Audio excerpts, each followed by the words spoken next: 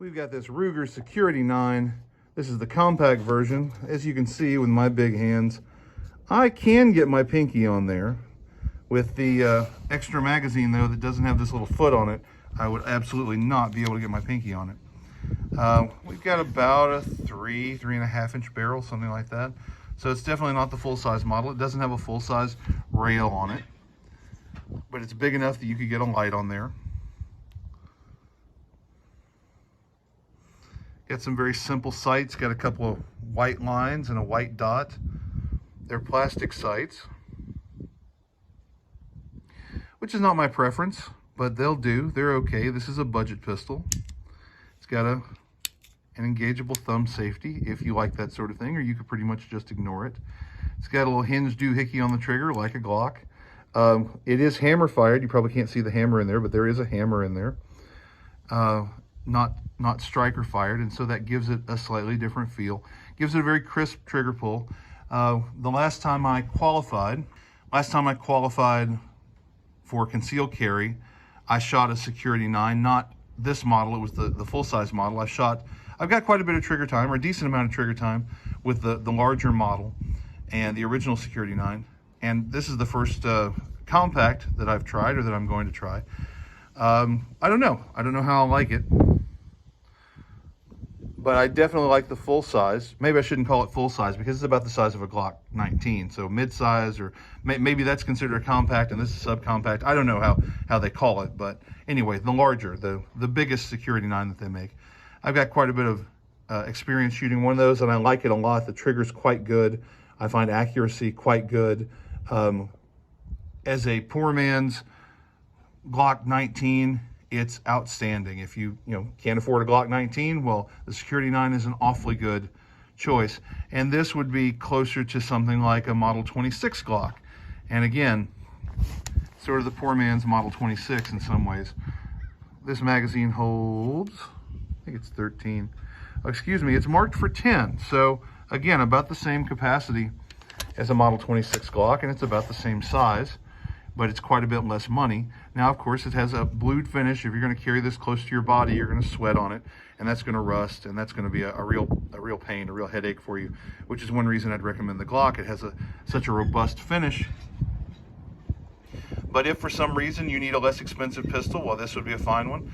The full-price Security-9, or the full-size Security-9, would be a fine pistol to keep on your nightstand or something like that, where you're not carrying it, you're not going to sweat on it, and so rust is not such a big problem. But this compact pistol obviously is made to be carried concealed, and so, boy, it's likely to be carried close to the body, and so rust is a problem. And I would really urge Ruger to look at a nitride finish for something like this, because I think they're missing out on a great deal of value they could bring to the consumer by giving it a tougher finish. All right, my camera operator is feeling ill today, but here is the Security-9 compact. Here is a 5-shot group. The first 5-shot group. 1, 2, 3, 4. There must be 2 of them in here. That's from about 10 yards. And I mean, what is that, a 4-inch group? That's not terrific shooting on my part, but the group is well centered. It's as good a group as I'm likely to shoot. The pistol is really performing. This is good performance. Very, very happy with this. My camera operator today is feeling ill, so I am shooting this on my own, and I didn't actually get footage of shooting the target. That's a pretty good group. Okay, here are the results of shooting my second string. In both cases, the first shot went exactly to the same point. I mean, I put them both through the same hole. I wouldn't even have known that was the same hole, except that I covered it up with tape. So 1, 2, 3, 4, 5.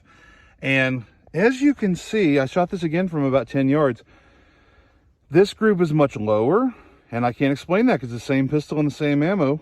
And this impact right there is really quite low. So I didn't shoot nearly as well the second time. I did rush through it. I mean, I didn't take my time like I did the first time. And it's possible, I suppose, that I pushed the muzzle down, anticipating recoil. on at least one of those, except the sight picture looked good to me. The shot felt pretty good. I did go through it more quickly, but it didn't look like it should have ended up way down there. So I can't explain that. Obviously, this is not a consistent result. Now, on this second round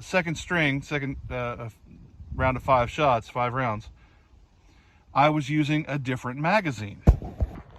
For this second string of 5 rounds, I swapped out and I used this magazine that doesn't have the little foot on it, the extra extended base plate.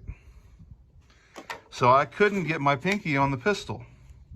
I didn't notice that it was much less comfortable to shoot. It felt about the same, but clearly I shot a bigger group and it was not so well centered. It was down lower.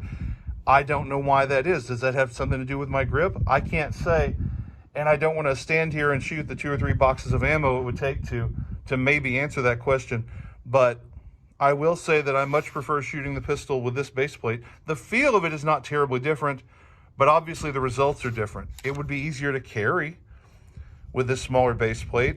I don't know. You'll have to try it yourself. Your mileage may vary. I will say this also. When I fired, I could feel the tip of this trigger sort of digging into the pad of my finger. It was uncomfortable. I don't remember that with the larger Security-9, but I can tell you that while shooting this is not wholly unpleasant, shooting the larger Security-9 is more pleasant, and that's to be expected. Compact pistols are usually not fun to shoot.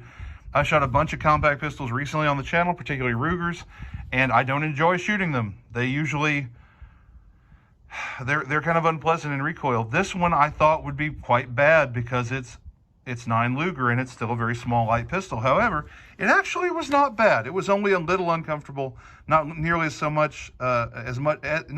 uncomfortable as the EC9s that I've been shooting. Maybe because of this wider frame that just spreads out recoil better. I don't know.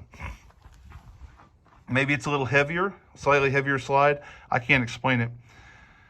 I can tell you that this one is not bad to shoot. Results on paper were just fine. They weren't terrific, they weren't stellar, but they were fine. And you know, got a decent sight picture, got a good trigger. I could learn to shoot this one well. I think I could learn to shoot it better with the extended magazine than with the flush fit magazine. But I mean, there's not a lot to criticize here. This seems like a really good, solid pistol. I don't know that I would want to carry it because, as I said, you're going to sweat on it, it's going to rust. But if it's the only pistol you could afford, you would certainly be well armed with this pistol. It is capable of totally decent accuracy. I can't complain about it a whole lot. Ruger's got a winner here. I would tend to go with the larger version, though, unless you have some need for a more compact pistol. All right, guys, until next time, keep your powder dry. All right, Captain's Log supplemental on this Security-9.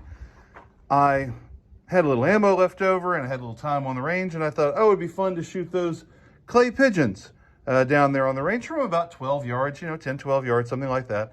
And what I discovered was that initially I was shooting under most of them, and I was doing that with this magazine that's got the foot on it. I was pushing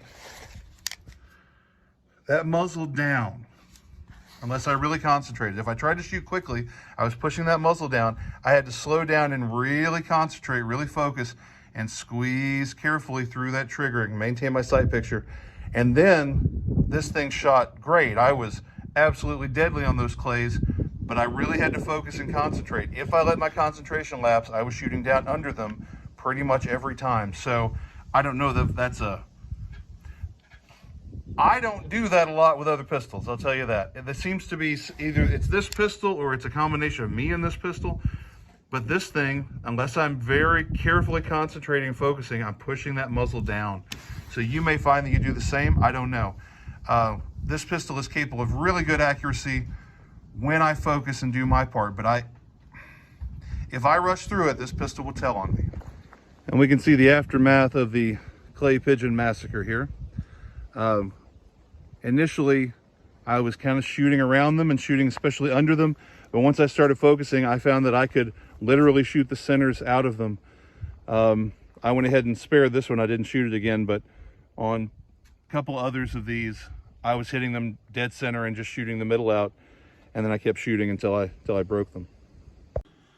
Okay, as a further supplement, guys, I thought I'd let you know when I was shooting the clay pigeons, On the berm, I was using this magazine with a little foot on it, and I loaded it to its full 10-round capacity, and I got it in the gun, and then I discovered that I could not rack the slide. I mean, I can now because it's empty, but when I tried the shorter magazine without the extension and I loaded it full, it functioned no problem.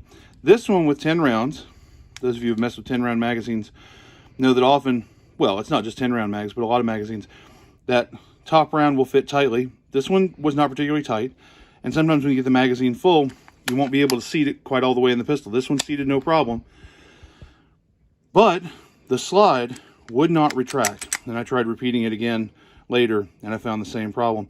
So I'm going to say there's some defect with this magazine. With 9 rounds, it works just fine. I have no idea if this would happen with your Ruger or with any other pistol, but just do bear in mind that this one has that little quirk. Yours might have that little quirk. You may encounter another brand like a Glock or a SIG or anything else that has that quirk.